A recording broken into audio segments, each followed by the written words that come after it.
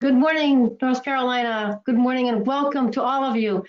And thank you for joining us today on our webinar as we explore the North Carolina online global programs, grants, websites, international marketing, e-commerce, all those things. So thank you all so much for joining.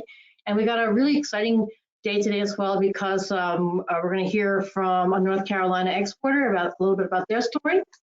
But before I make all those introductions, let me just start off with introduction. That's why the last of you are loading and logging on. So we're excited today. First of all, this is myself. My name is Susanna Hardy. I'm Chief Content Officer at IBT Online. Delighted to be here with y'all. And I'm joined by my colleague, Adrian, Online Business Development Director for IBT Online. And Adrian will be taking some of the questions and the presentations. You'll hear from him soon. And also Mike Hubbard from the Edpnc. Really so delighted to have Mike with us today to talk about the sort of helping hand that the Economic Development Partnership of North Carolina gives to the North Carolina companies. Terrific that Mike could join us to talk a little bit about the program and the other assistance things that North Carolina and the way that North Carolina supports its companies. And we are super excited to have Jonathan and Armando with us today. Jonathan is president of Advanced Superabrasives, a strong second generation North Carolina company. And we're very lucky because he's got his Armando, who's the director of Texas Pro Source, with him to talk about their experience in using websites and in Mexico and how that's working out for them and so on. So, you know, that's a really exciting thing as well to have a North Carolina exporter talk a little bit about how they're using websites to drive their business. Just also perhaps a very quick word on us as a company. As a company of IBT Online, we're a US company. We're really proud that we just won the President's E Award. We're a private company, obviously, and we're 100% focused on delivering online tools for companies that want to go international. So we're very international, we're online, and we're focused on companies. So bringing companies websites and online marketing so that they can grow their business internationally and globally. And we're very proud to have partnered with North Carolina, to be working with North Carolina to bring some of the North Carolina online global programs to North Carolina companies.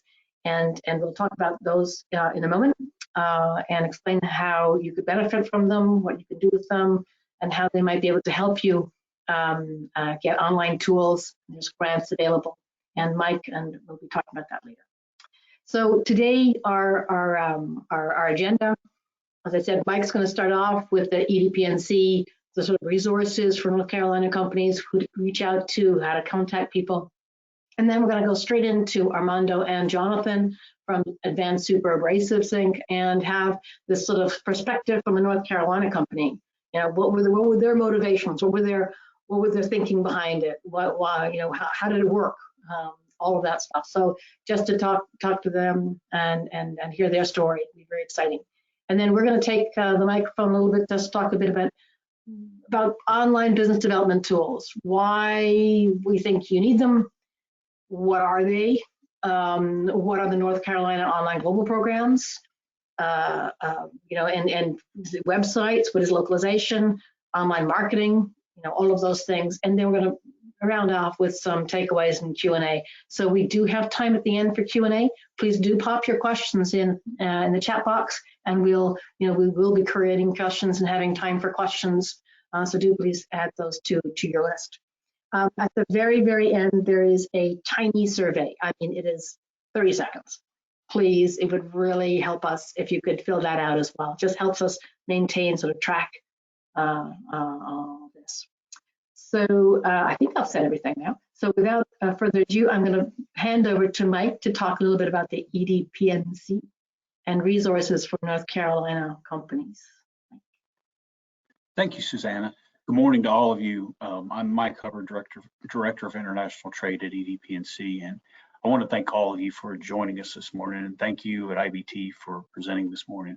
A lot of you on the webinar have worked with us before, so you're familiar with us, you know what we offer, but I know we have some new companies on here. So just very briefly, Edpnc can provide you a number of export resources. It's very valuable resources, and we offer them all to North Carolina companies at no charge. So that's the best part. We have a dedicated team of subject matter specialists that'll walk you through the entire process. We also have 6 foreign offices that can assist you with everything from understanding cultural norms, regulatory questions. They can help you with distributor and partner searches. If you're traveling in country, they can help you with meeting setting. So they can be incredibly helpful to you. We offer webinars like this one throughout the year. Last year, we offered over 30 webinars. If you check our website at edpnc.com, we update that list constantly, but the topics vary wildly, ranging from basic export compliance to highly technical export licensing requirements, webinars like this one as well. So please check the site. There's a lot on there. One of the things that we're best known for, though, is the fact that we're able to provide financial assistance for companies with a variety of activities. We have 2 grants. One is the Manufacturing Extension Partnership, and another one is through the U.S. Small Business Administration, the STEP programs, State Trade Expansion Program. We just call it STEP. It can offer you assistance with travel and booth reimbursements when you exhibit at an international trade show. It can pay for services from the U.S. Commercial Service. It can pay for translation of marketing materials. And relevant to today's topic, it can reimburse up to $10,000 per company for website optimization. So it's incredibly valuable to you.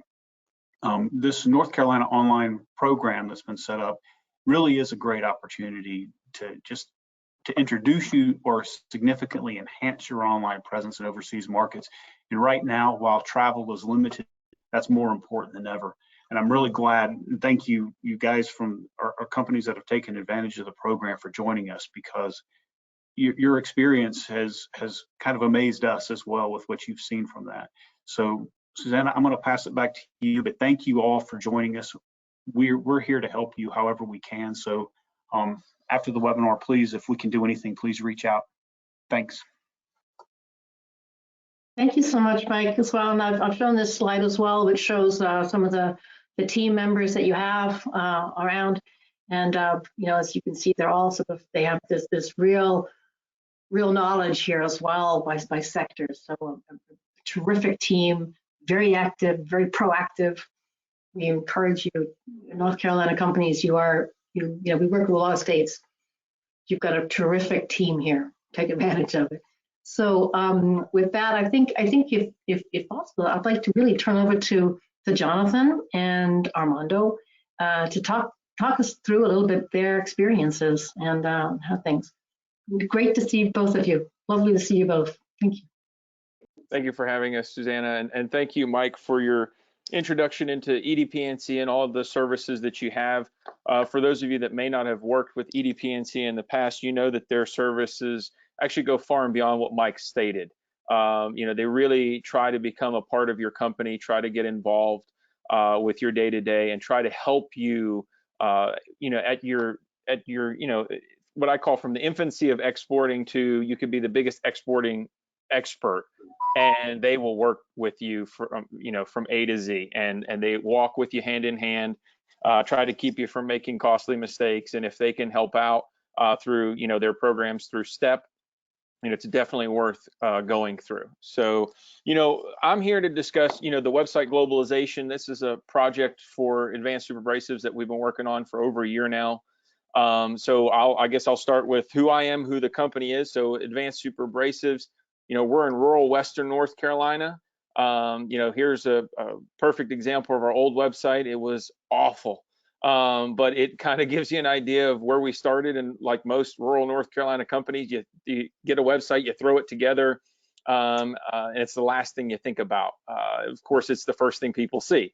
So the last thing that you think about is the first impression everybody else gets. But we make grinding wheels. Those are some pictures there, some horrible pictures. Luckily, with our new website, we have better pictures. But What's a grinding wheel? The easiest way to explain it is any tool that you use or any vehicle or plane or anything you get in that has a tool that touches it, our wheels grind those tools. And we're involved in every industry known to man, from energy, medical, aerospace, automotive, even printing industry, the microprocessor controller industry, woodworking industry. So if you look at the crown molding, in your doors or your house, chances are one of our grinding wheels ground the cutter head shape for that wood to look the way it does. When it comes to medical, if you're getting your COVID vaccine or your COVID-19 vaccines, which I hope some of you are, our wheels ground the needle tips that went into your arm. So if it didn't hurt, that's because of us. So I'm hoping that your COVID-19 vaccine did not hurt. But we're a small company in rural Western North Carolina, and we export to 28 countries around the world, which for a small company, you probably scratch your head and go, how do you do that? Well, a lot of it's hard work and mistakes. A lot of it's working with Edpnc, getting our brochures, translated when we were having trade shows before COVID. And I'm sure Armando will agree with me when he comes on to say, in our industry, it's a face-to-face industry. It's a relationship industry. It's very much on the floor, talking to, not only the decision makers at the top, but also the people on the floor and helping them make their products. So when COVID-19 hit, it really impacted us because we're used to going to several trade shows a year. We're used to being in overseas in person. I usually go 20 to 26 weeks out of the year. I'm out of the office and I'm visiting customers, whether it's domestically or Europe, Asia, South America, and so COVID-19 really hit us hard. So as a company, we said, well, how are we going to reach our customers? And Edpnc had been harping on us for 2-3 years to say, really, your website is horrible. And it is. And you can see at the top the little Google translator bar on that old website. And Armando will tell you that the Spanish on that is horrific. What we consider as technical terms do not translate to Spanish through Google Translator.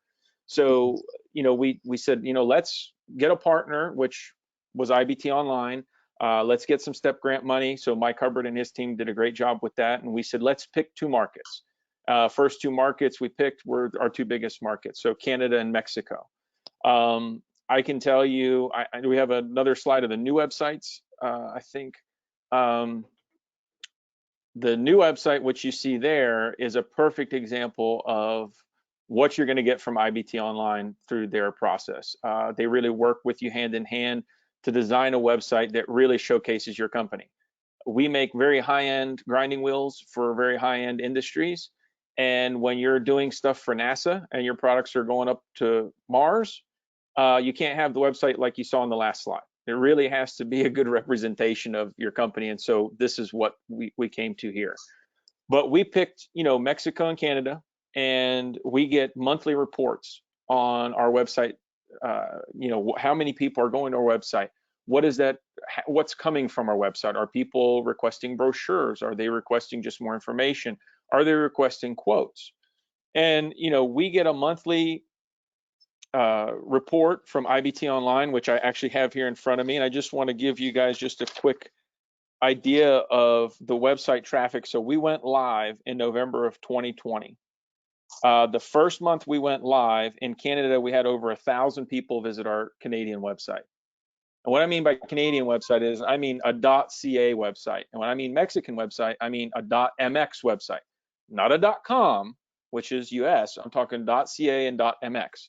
And I'm sure Armando will say when he comes on that when a Mexican company sees a .mx instead of a .com, they feel that you're more invested in Mexico than thinking of Mexico as just where you're going to get your money from. You're going to sell your products in there and that's going to be it, that you're really not that interested in Mexico. But when they see that .mx and they see a website that's translated in Mexican Spanish, not Spain Spanish, not Google Translation Spanish, but Mexican Spanish, it makes a difference. It makes a difference on how these companies look at your company. So, just some numbers, in Canada, we had over 1,000 visits the first month. In Mexico, we started out hot with over 2,000 visits. And right now, the last month's report we have, we're over 3,500 visits a month to our .mx Mexico website. And Canada has grown significantly as well, but you're probably asking yourself, why so much with Mexico and not so much with Canada? Well, Canada is more like US-based companies. We're not as, into going into the websites. We're more targeting when we do our website searches. We're in Mexico.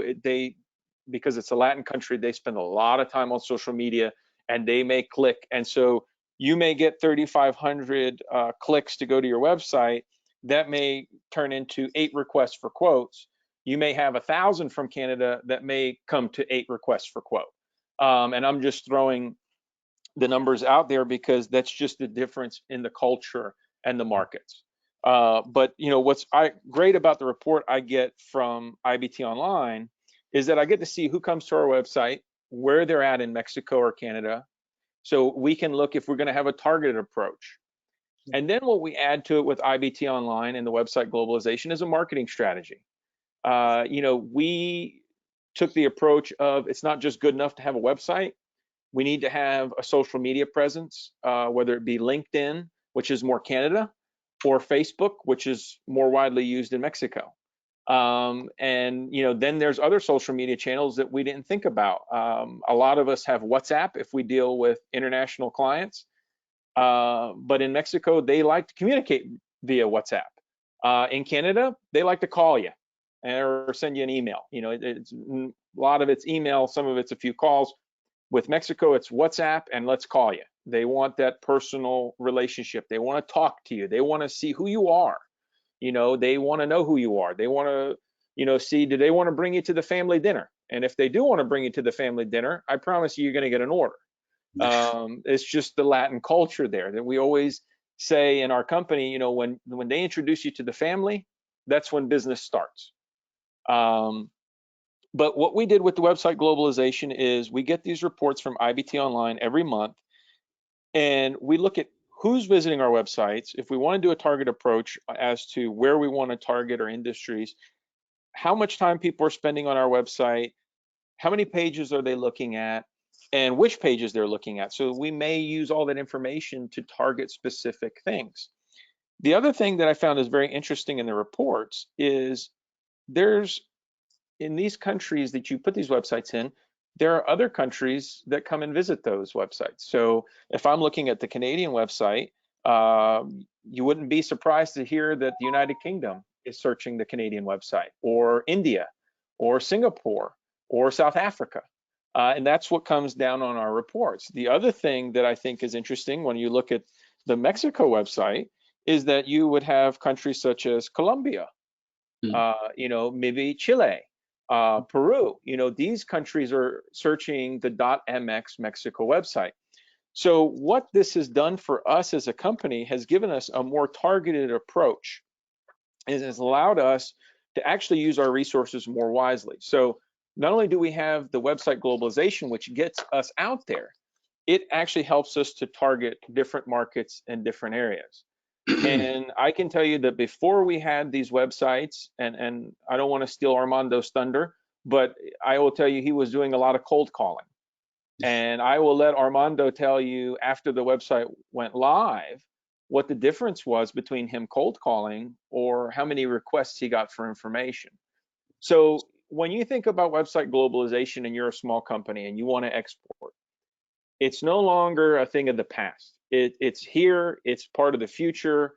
Even as we come out of COVID, and I hope to travel, in the near future, internationally and everything, your website is the first part that people are going to see. So you need to pay attention to it. It's kind of like, when you go to an international trade show and you bring brochures and they're all in English and none of them are in the native language.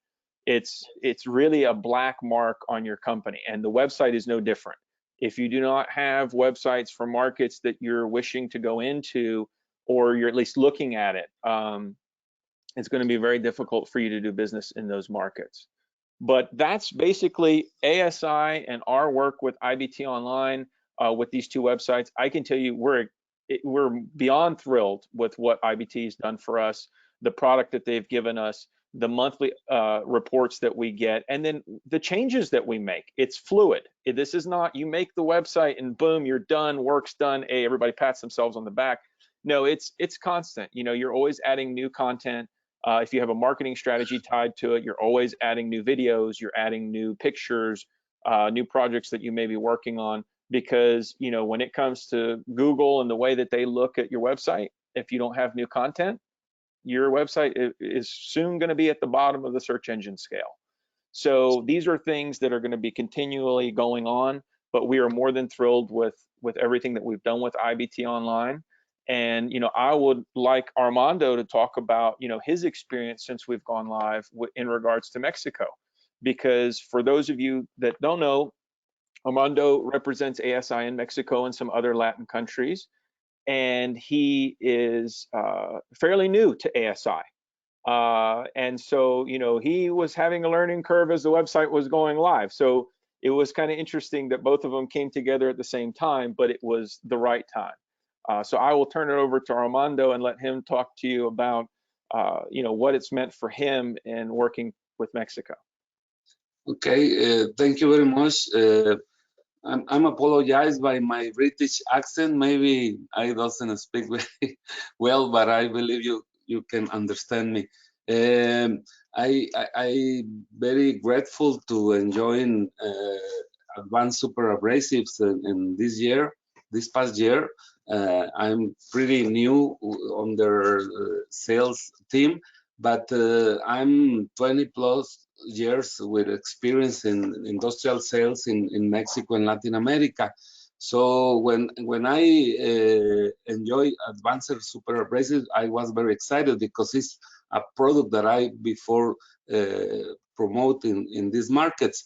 And as Jonathan says, the learning curve was at the same time, you know, because I try to promote the product line, learning which niche markets are better for us in Mexico first, and then in the rest of the Latin American countries, at the same time that I'm learning about the product offer of Advanced Superabrasives.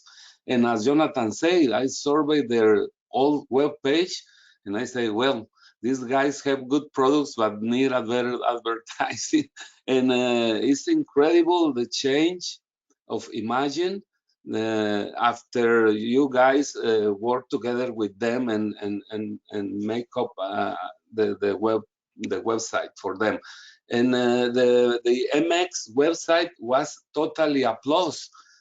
On the first months, I do, as Jonathan says, calls to my customers, to my friends, and you know, have a very moderate succeed with interest. But together with the pandemic, not being present is kind of cold, you know, by the telephone, trying to introduce a new brand, a new product, and make that end user switch to your brand just because words hear by the phone. So if it was difficult before when you do personal calls, now it's kind of little worse, you know, by the telephone. So when the new web page arrives, the things change a lot because we start receiving leads, very good leads, qualified leads from people that exactly knows what they are searching for. I may say some of them, you know, think that we offer the whole range of abrasives that other manufacturers do, and we are specialized, or we only offer the CBN wheel, the diamond abrasives, that is the high right corner of the technology on abrasives. So we need a little work on the web page so people don't confuse and call for a bread and butter abrasive, you know, those oxide nitride or aluminum oxide abrasives. But I may say the leads that we are receiving are 1,000 times better than the call that I did by the phone. Now we are more focused. The follow-up is easier. We're still working, but because at the beginning, in the Mexican culture, they just write a short sentence.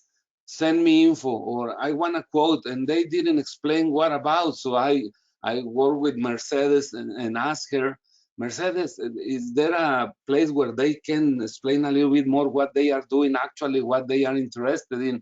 And you know, the communication back and forward is very good. So the web page is a live issue, you know, is perfectible. So I see tons of opportunities and an incredible succeed by launching this MX domain on advanced superabrasive web page.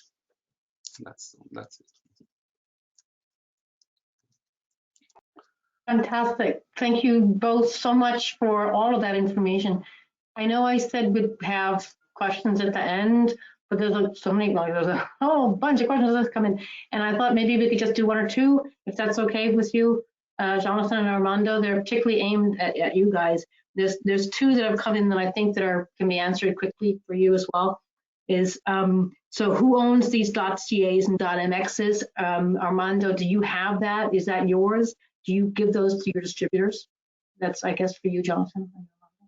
So we own the website. So we went on and bought the domains. So Advanced Superabrasives owns the .ca and .mx. I can tell you in Mexico, it's a little bit more expensive to own a domain, but it's a lot easier to get a domain than in Canada. In Canada, the government has you going through several hoops to have a .ca. But it's like that all over the world. Every country is going to be a little bit different. But you buy the domains, and it makes it great. It's yours, and you can change it. Okay. And I think, Jonathan, just two other ones that maybe are worth highlighting now, given your story and things. How heavy a burden was this for your management? How much time does it all take? It's sort of an open-ended question. Well, it's ongoing. I mean, Armando brought up the point that he's working with Mercedes at IBT Online on changing some things. So I would say in the beginning, you know, it's getting the information, getting the pictures and the videos and everything together, and it's the website design. That's kind of heavy lifting. I will tell you that with IBT Online, they were very, very good at recognizing that we have a business to run. So, you know, we would give them kind of a basic idea and everything, and their team would go behind the scenes and work for hours, days, weeks to get everything together. And then what was nice is they would come back to us. We'd have an MS Teams meeting, and we would upload stuff to MS Teams to them. And, you know, we may see a design. They would say, hey, you know, we got to update a design. When you get a chance, take a look at it. And then if we needed a Teams meeting, we'd have a Teams meeting to go over everything. So the heavy lifting is more about how organized are you with your marketing materials. That's probably the biggest heavy lifting. When it comes to the website design and everything, there's really not a whole lot of heavy lifting because IBT Online does that. And the way they communicate with you with the MS Teams platform that they use makes it easy for you to hop in and hop out when you have time. So, you know, maybe on a lunch break, you're like, hey, you know, I want to see an updated homepage or something, and they'll tell you that when it came to the color palette, I was probably the worst because I'm the least artistic person here at ASI. So when they were showing me colors, I'm sitting there going, I don't know. I mean, it looks okay to me. But then my staff was like, we don't want that color. So, but they do a good job of really, you know, leading you down the right path. So it's not a whole lot of heavy lifting if you have your marketing materials together.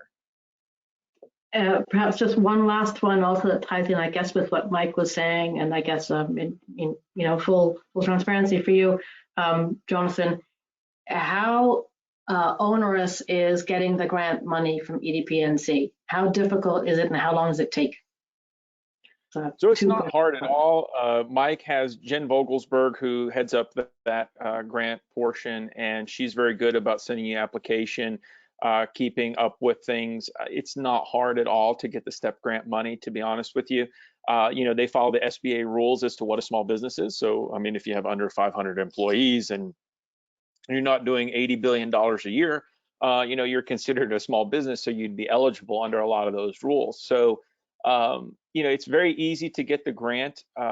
You know, in years past, it's been Mike and his team have done a great job about getting the maximum allowable amount for the state of North Carolina.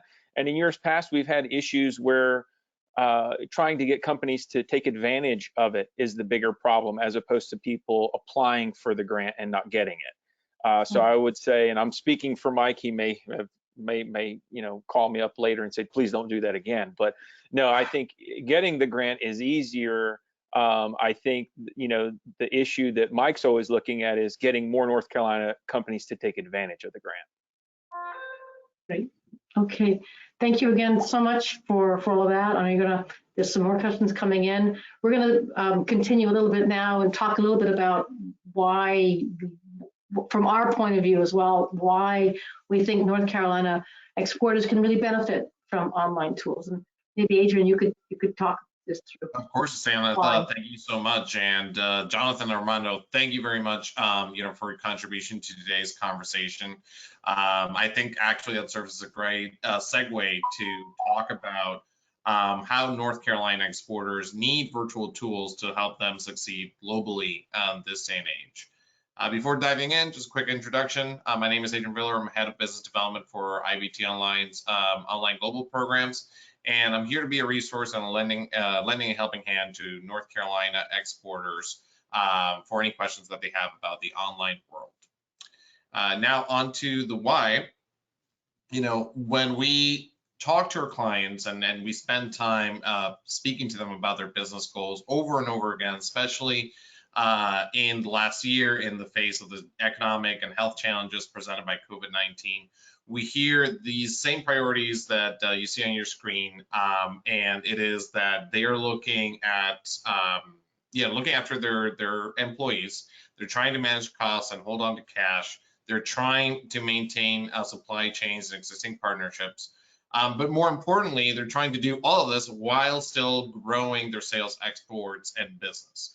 And that is what online tools allow you to do, even with all the challenges that the world has today, is that they allow you to help grow your top line revenue. And in terms of why we're doing this online, it's because the world has gone online, and more so in the last 12 months.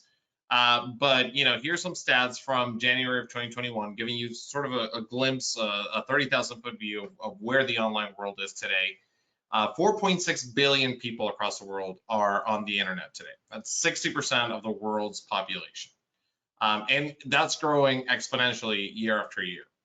And not only is it growing very, very quickly, but people are spending a lot of time online. As a matter of fact, they're spending nearly 7 hours a day. That's almost the entire working day, probably on YouTube. But the takeaway actually from this is that people, your customers, your prospects, your leads, distributors, future employees, suppliers, everyone your business touches, they are online and they're spending most of their day online. Just in the last year, over 316 million people joined the internet. That is a 7.3 jump from 2020. And 490 million of those joined social media in 2020. So if you think the internet is important, social media is more important, with almost 500 million people joining that. And this is all great news for small mid-cap companies. It means that there is a clear, effective way to punch above your weight, get through to your target audience, and in a relatively inexpensive way to go global.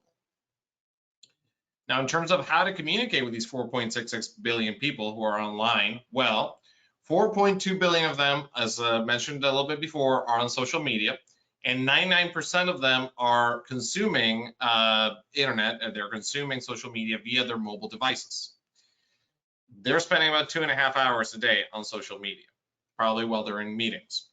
But what's really interesting for us is that 43% of internet users are using social media for work purposes, and that's a big change. It's a big shift from a few years ago. There is a clear case of B2B case usage for internet and social media these days.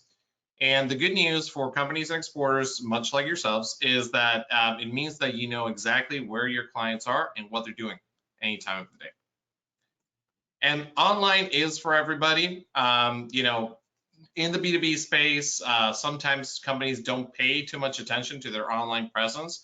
I'm sure you heard Jonathan tell you a little bit about how, his website before, it was just there and he didn't really mind it because he was doing a lot of face-to-face with his clients in terms of creating business development. But that's sort of a result of something that we called a perfectly engineered syndrome, which is when you believe that your product is so wonderful that it will sell itself. And that's probably true in an environment where you can get in front of your client in real time and show them at a trade show or an in-person meeting or trade mission what your product is, what your service is. But in a world where, you know, those typical sales avenues have been suspended, put on hold, and are only starting to come back, you need to have a different strategy. You need to have an online presence that will speak to how wonderful your products are, and also allow it to be keyword optimized so that people who are searching for this in their native languages are able to find you. And that's because the buyer behavior, even in the B2B world, has changed significantly over the last couple of years. The shift of power has shifted over to the buyer. And they're researching your products, your company, your competitors online before they ever get in contact with you. And that's supported by the figures. You'll see on screen here, the first bullet point, 94% of B2B purchases are researched before they ever get in contact with a sales rep or distributor. That's why Armando is seeing inbound leads on his .mx website, is because, you know, Mexican consumers are going on google.com.mx, they're looking for Superabrasives in Spanish, they're finding his website, and they're engaging with him that way. And then the second factor that you need to pay attention to is that 70% of searches start with a generic term, you know, something like Superabrasives, and rather than a specific brand. So that's also something in terms of keyword that you need to be very aware of. And also want to make you aware that B2B commerce is becoming increasingly more important. It's about 3 times the size of B2C, so it's definitely an important tool to consider when going online and global. Now, you may be wondering, you know, so what are the tools that I need? You know, how complicated is it? And really, you know, as Jonathan and Armando explained just a little while ago, really comes down to 2 things, two very simple sort of things. You need a website and you need online marketing. And the website, you know, it can be as simple or as complicated as you want, with a lot of information or just the basic information and the right calls to action so that people can engage with you. You can create a website, business development website that achieves the goal of getting your message to your target audience in a global market. And then you also need an online marketing strategy with search engine optimization and social media marketing that helps drive traffic to that website. Make sure that you have a strategy that feeds traffic into the website and that you can convert that traffic into leads, which again will convert into revenue. So those are the 2 things that you need: a website and online marketing. Now, if you're wondering what this looks like, perhaps this can help visualize the whole exercise. So you have a US.com website, you have your domestic website, which has its own marketing strategy around it, right? You have SEO, which helps drive keyword-driven traffic from search engines to your website, and then you have a social media strategy to help support that. Now, what we would do in terms of localizing a website, in terms of replicating that experience into your target markets, is to create sort of digital real estate into those markets. So let's just say in this case, you're interested in France and Brazil. Well, where you start is by creating a localized websites into those markets, a .com.br or a .com.fr in France, so that you have that real estate in those key markets. And then you develop a social media strategy and a search engine marketing strategy so that you can drive traffic to your websites and convert those traffic into leads. One question we get here very often is about brand consistency, and that's something that at IBT Online we're very, very focused on. Your brand across all websites, your US.com websites, localized sites, they would have the same brand consistency so that when people go to one or the other, it's going to look like your brand. They know that they're engaging with you and not, you know, a semblance of your brand. But the content is, however, localized for those markets. You know, Jonathan talked a little bit about the importance of WhatsApp in the Mexican market and how that may be incorporated into the Mexican market, maybe not into the Canadian website. So the content would be different depending on the needs and the behaviors of consumers in those target markets. And of course, the social engine optimization strategy and social media strategy is going to reflect that as well. Now, just to recap the conversation, why do North Carolina exporters need localized websites? Well, the world is online today, and well, fortunately, Jonathan, thank you. I did get a COVID vaccine. It did not hurt, so thank you very much for that. Hopefully here in the US, we're going to start getting back to normal in the next couple of months, and increasingly we'll have domestic travel and international travel to some markets. But the reality is that for at least some part of the future, online is still going to be the main way in which we do business development, and into the future, that's probably going to stay because it is so cost effective, because we can leverage it and scale it, because we can measure it so much better than some of the other ways that we do business development. As we talked about, your clients, your prospects, your suppliers, they're all online, they're looking for you. And what localized websites allow you to do, very important, they allow you to get found online in the native language. They allow you to be understood. So as Armando was mentioning, they don't confuse your product with another line of products or with another brand. They allow you to be perfectly understood into that target market, and they have the right calls to action so that you can be easy to do business with, so that companies can engage with you in a meaningful way that leads to conversion and revenue generation.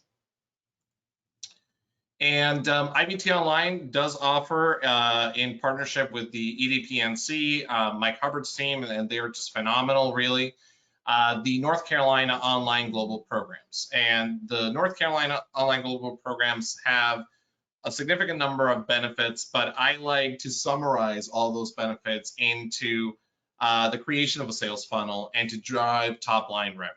That is the goal of website localization. That is the goal of the North Carolina Online Global Programs, is to create a digital presence for you in your target markets that is going to help you drive sales. That is the ultimate purpose of the North Carolina Online Global Programs.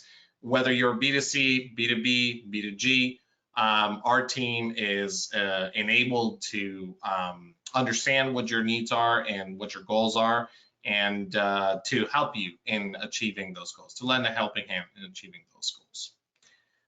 Over to Susanna, I believe you're going to go a little bit more in depth into some of the nuances of website localization. Thank you so much, Adrian. Yeah, I'm going to go through my part very quickly. But you all get a recording of this in about 2 days' time in your inbox. And we're always here to answer any questions. But I do want to try and leave a little tiny smidgen of time at the end. So part of what I'm going to go through is going to be, quick conversation about it. So one of the first things is, what is website localization? And, I've just worked hard on my North Carolina website. Why can't I just use my North Carolina website? And the point is that the internet is just not structured that way. The internet is structured through things like search engines.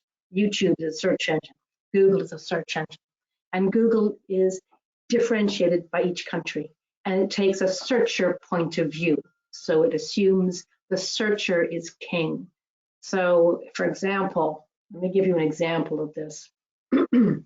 I do have a dog, and the dog frequently barks during webinars. So I'm going to apologize in advance. So to keep my dog calm during webinar, I look at squeakless dog toys. And I happen to be sitting in London. So when I go to google.co.uk, that's my Google in London, I go squeakless dog toys, and I get barksandbunnies.co.uk, timeforpause.co.uk. I even get amazon.co.uk. Now, Adrian, there's a cat, by the way, but anyway. Adrian, sitting in Miami, goes on google.com. Squeakless dog toys gives him chewy.com advert, freedompullharness.com, and amazon.com.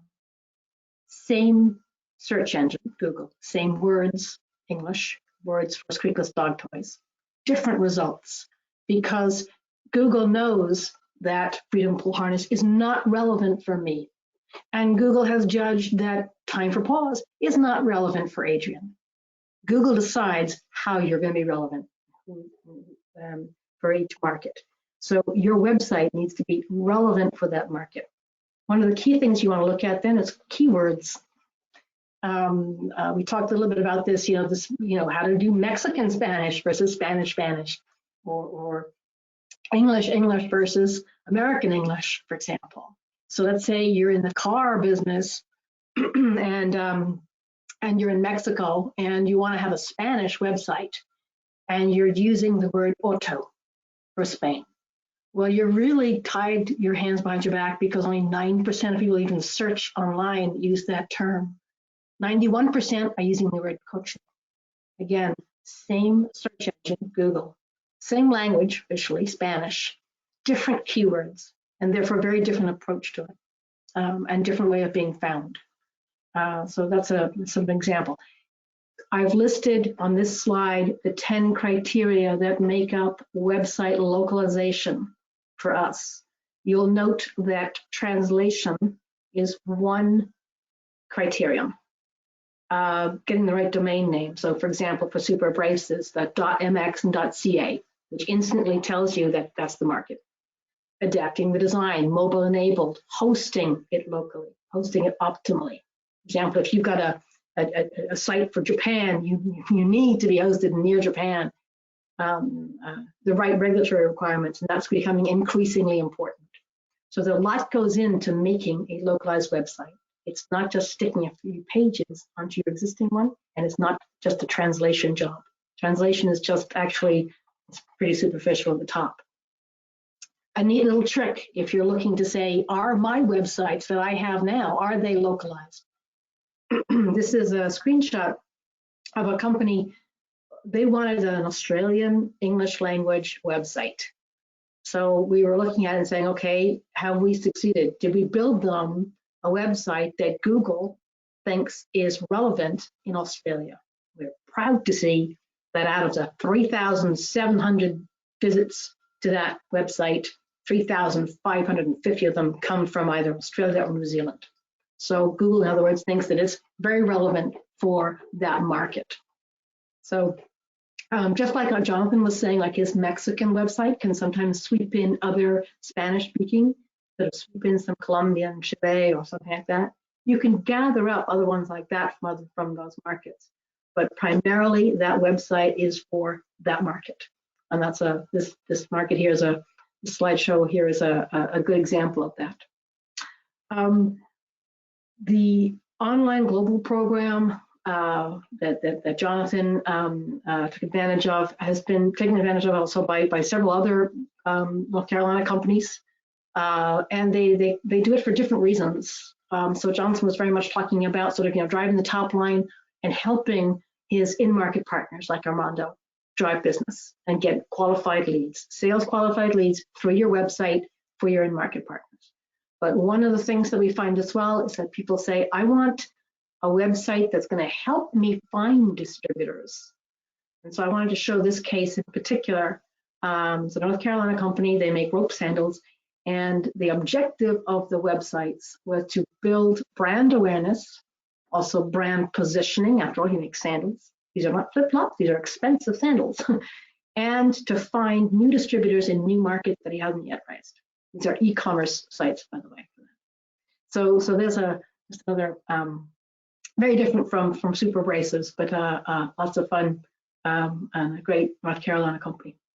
So the North Carolina Online Global Program, one of the first things we would look at, one of the most popular requests we get are to localize websites. So I want, for example, a Canadian website or a Mexican website.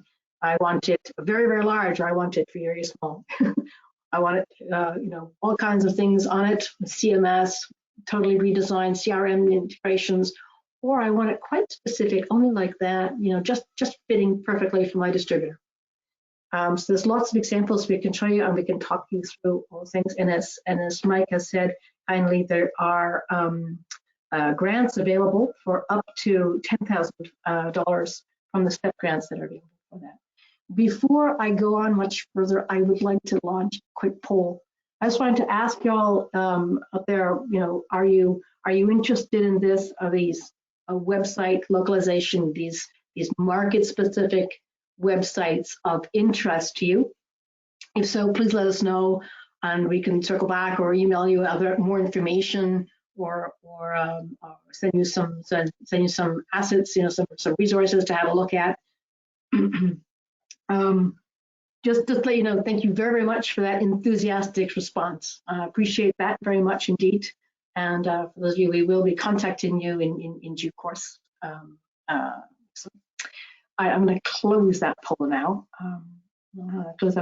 I wanted to mention as well that I talked about Nomadic State of Mind there. That's an e-commerce website. And I'm not going to drill much into e-commerce today, but we can also do e-commerce enabled websites. Despite the fact that e-commerce is incredibly data-driven, I find it hard to find consistent global information for e-commerce. So I apologize that this is 2019. What we do know that is in 2020, e-commerce across the world in mature markets, the USA, for example, grew by 30%. E-commerce in Germany up 35%. So it is here to stay as well. And as Adrian pointed out, B2B is about 3 times the size of B2C. So, B2B is also incredibly large. And again, these are more 2019 figures. The top orange bar is B2B, and B2C is below. And as Adrian pointed out, 74% of buyers, of B2B buyers, purchase things online today in today's world.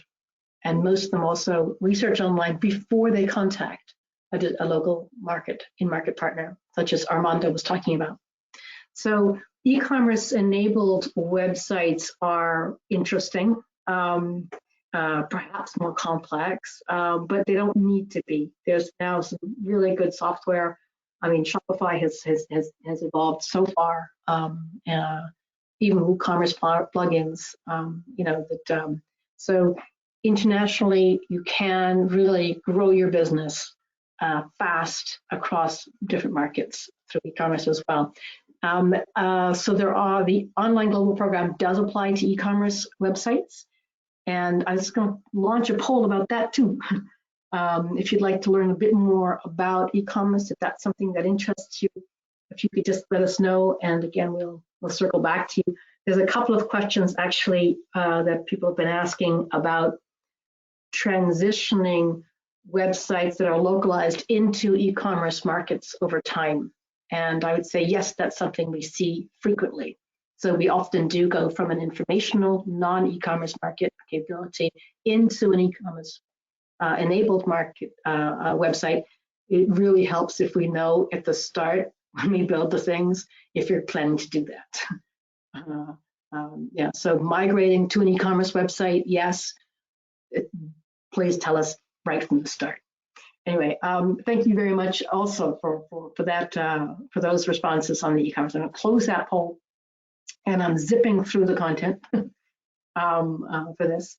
So I wanted to just talk now very quickly also about the online marketing for North Carolina exporters.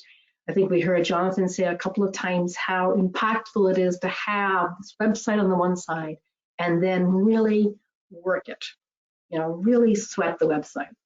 Have great marketing tools attached to it, watch how it works, upload new videos, integrate new keywords to it regularly, and so on.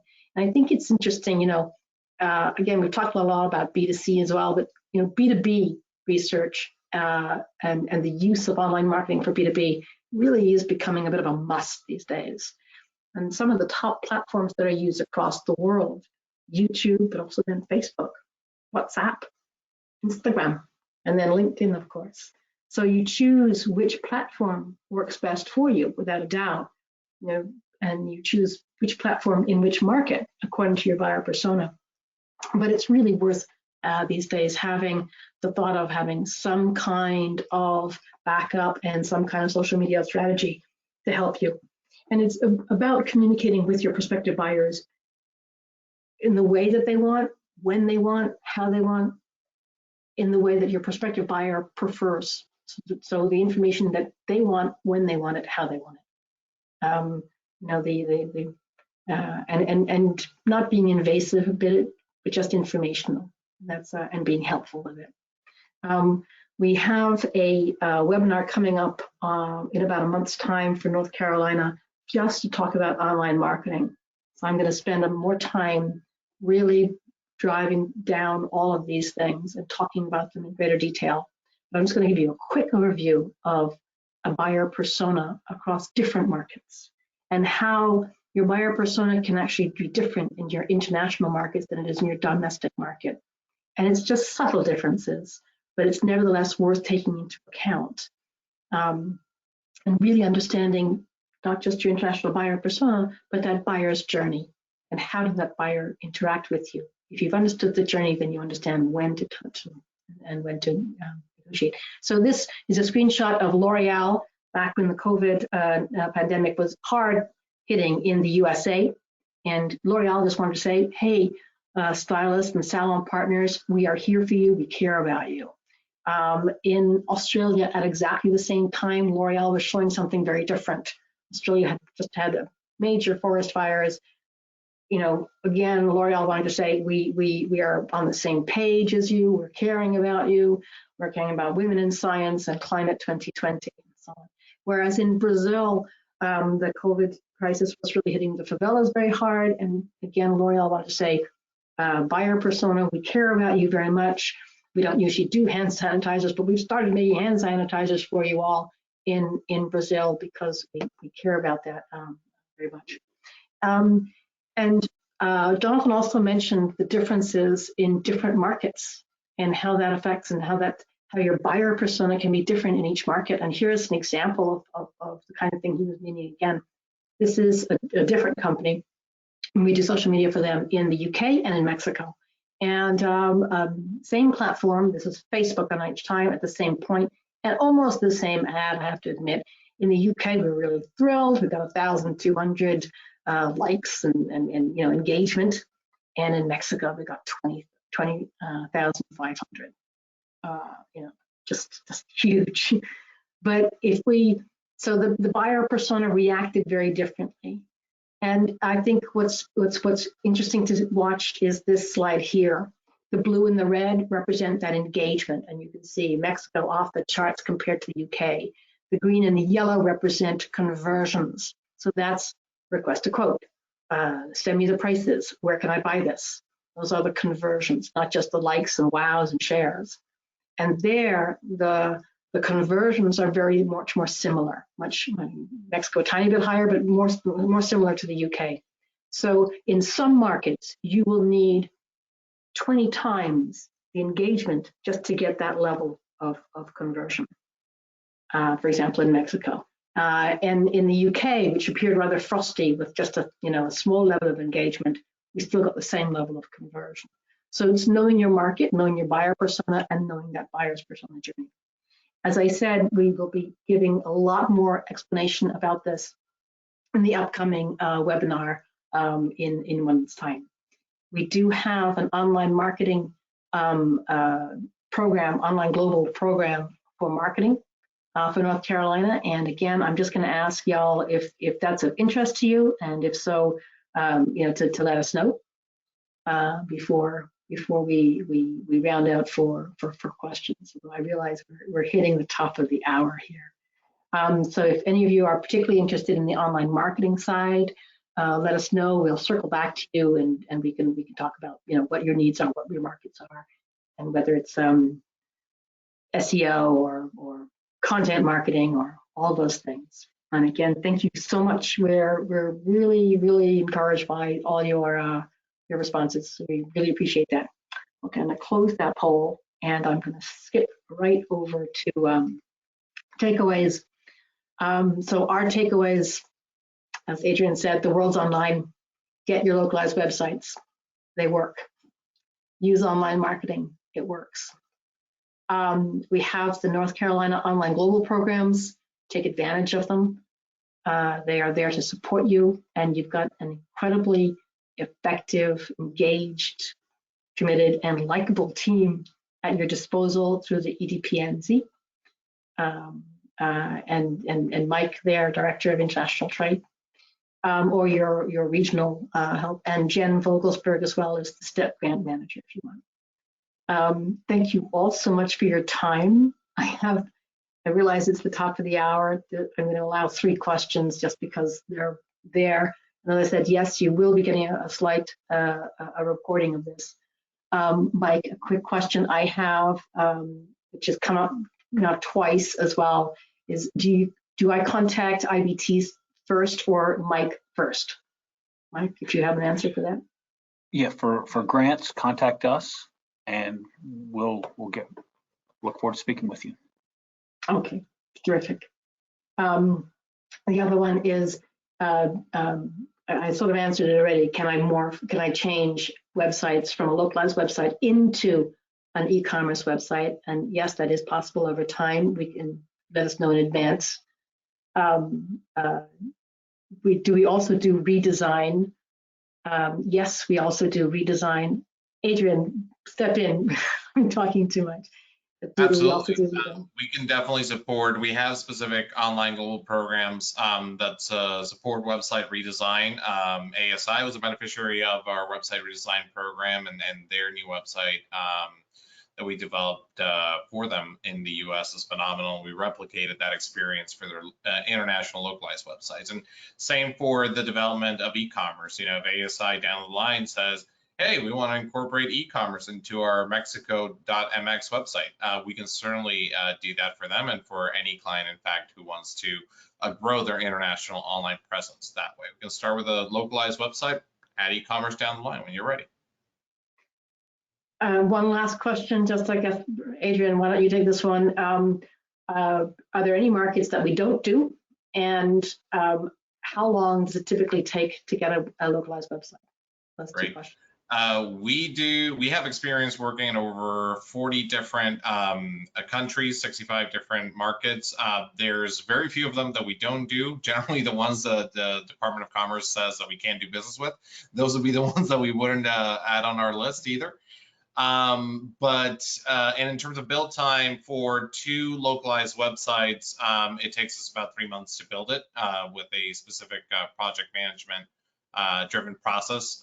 So yep, 3 months is from the kickoff to go live. Thank you so much. We slightly overstayed our welcome. Thank you so much, everybody, for joining us. We do hope that you fill out the questionnaire.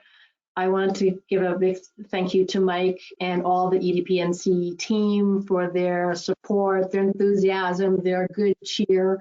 We always really appreciate it. And, you know, we do a fantastic job for the North Carolina companies. But especially today, a major thank you to Jonathan and Armando for joining us, for being here, for taking questions, for answering and sharing their experiences and their journeys for that. Really, really appreciate it. Thank you so much. Armando, Jonathan, thank you. Okay. Thank you. Thank you. Thank you. Wrap up now. Thank you all so much. We do look forward to seeing you all in person. Hope to be traveling again soon. Take care. Thank you. Have a great rest of the day and happy trading and exporting. Bye-bye. Bye now. Bye now.